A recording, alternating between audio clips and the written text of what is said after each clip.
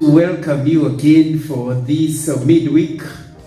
As we have been going with the series about Thanksgiving, I would like us again to go through. We started with Psalms 103 from verse 1 and 2, where David was telling his soul to praise the Lord and not to forget his benefit. Last week we talked about First Thessalonians chapter 5, verse 18. And we were talking about giving in every circumstance to give thanks to the Lord. And today I want us to focus again on how can we remain in a thanksgiving mood in all our lives. And I would like to choose maybe to talk about 3 points again. I'd like us to talk about focus.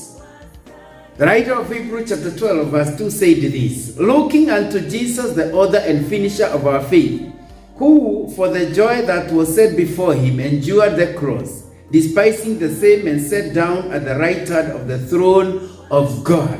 One of the things which can help us to remain in thanksgiving mood is to focus unto God.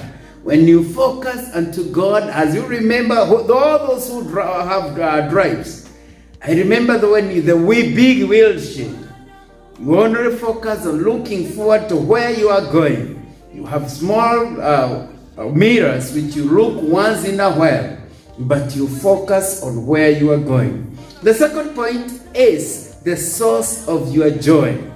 I know most of the times we feel happy because of our circumstances, but we need to remember that Paul, when he was writing to Philippians chapter 4 verse 4, he said, rejoice in the Lord always. You need to remember our happiness will not depend with our surrounding or circumstances, but we need to rejoice in the Lord to remain constant in the mood of thanksgiving. Finally, knowing who you believe in. You know, Timothy, when Paul was writing to 2 Timothy chapter 1 verse 12, he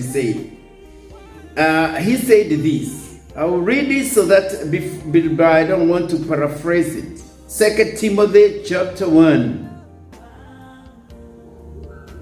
and verse 12. For the which cause I also suffer those things. Nevertheless, I am not ashamed, for I know whom I believe. I'm persuaded that he is able to give me that which I have committed unto him against that day.